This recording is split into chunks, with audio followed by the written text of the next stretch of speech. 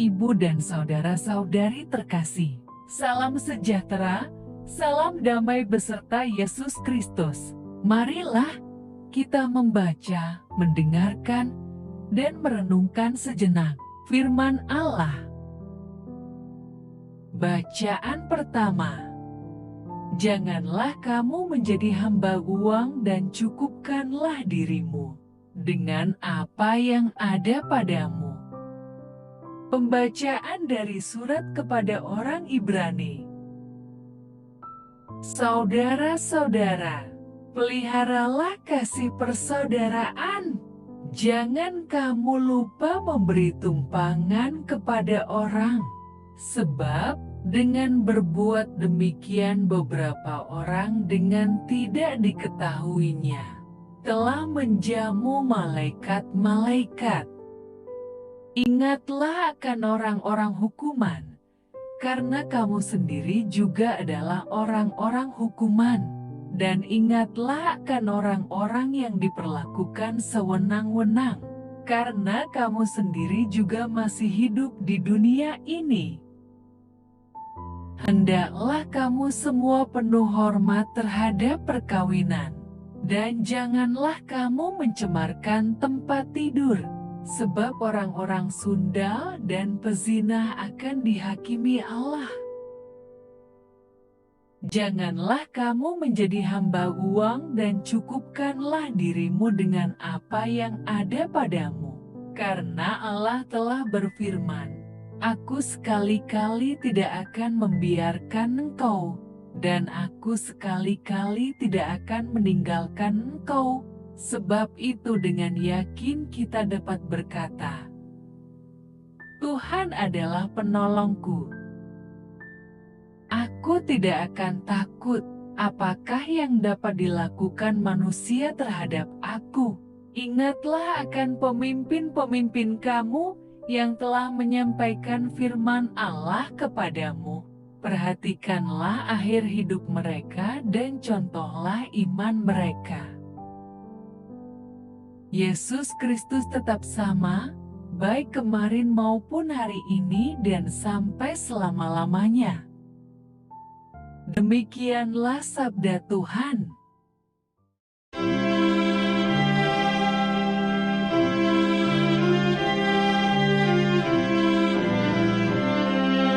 Tuhan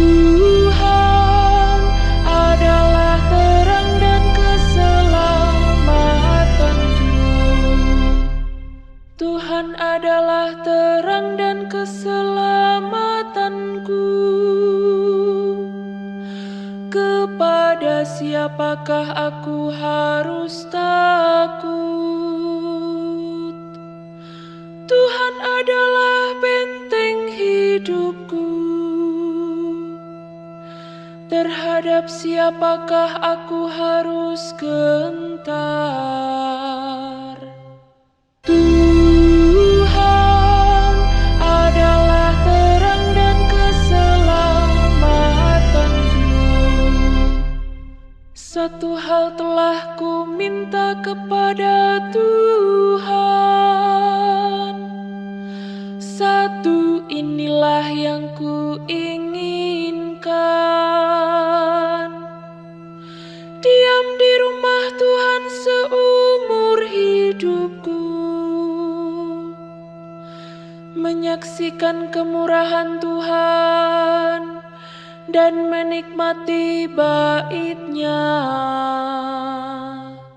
Tuhan adalah terang dan keselamatanku. Sungguh, aku percaya akan melihat kebaikan Tuhan di negeri orang-orang yang hidup. Nantikanlah Tuhan, kuatkanlah dan teguhkanlah hatimu. Tuhan adalah terang dan keselamatanku.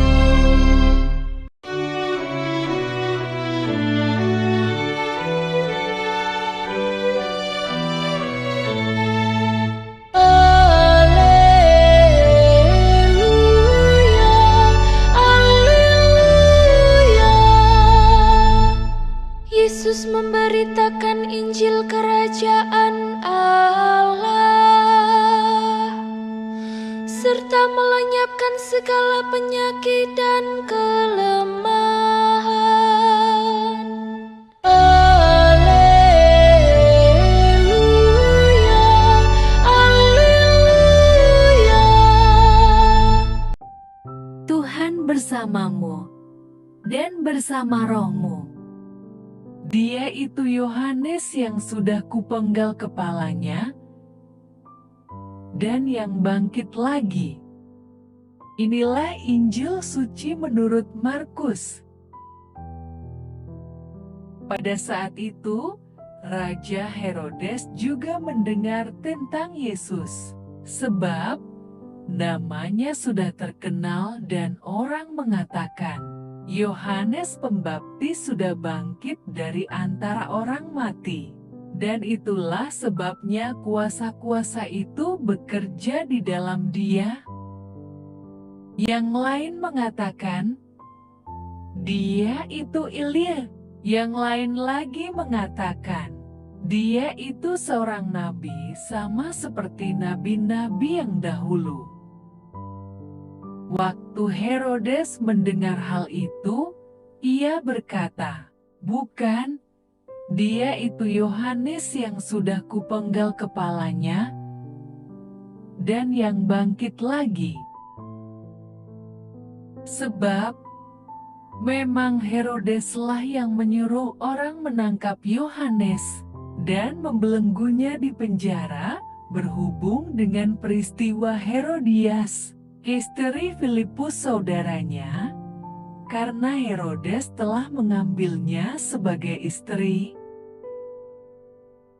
Karena Yohanes pernah menegur Herodes, "Tidak halal engkau mengambil istri saudaramu."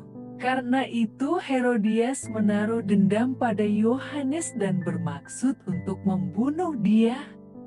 Tetapi tidak dapat, sebab Herodes segan akan Yohanes karena ia tahu bahwa Yohanes adalah orang yang benar dan suci, jadi ia melindunginya. Tetapi apabila ia mendengarkan Yohanes, hatinya selalu terombang-ambing. Namun ia merasa senang juga mendengarkan dia. Akhirnya tiba juga kesempatan yang baik bagi Herodias. Ketika Herodes pada hari ulang tahunnya mengadakan perjamuan untuk pembesar-pembesarnya, perwira-perwiranya, dan orang-orang terkemuka di Galilea. Pada waktu itu anak perempuan Herodias tampil lalu menari, dan ia menyukakan hati Herodes dan tamu-tamunya. Raja berkata kepada gadis itu, "Minta daripadaku apa saja yang kau ingini, maka akan kuberikan kepadamu." Lalu bersumpah kepadanya, "Apa saja yang kau minta akan kuberikan kepadamu, sekalipun setengah dari kerajaanku." Anak itu pergi dan menanyakan ibunya, "Apa yang harus kuminta?" Jawabnya, "Kepala Yohanes Pembaptis." Maka cepat-cepat ia pergi kepada raja dan meminta, "Aku mau supaya sekarang juga engkau berikan kepadaku kepala Yohanes Pembaptis di sebuah talam."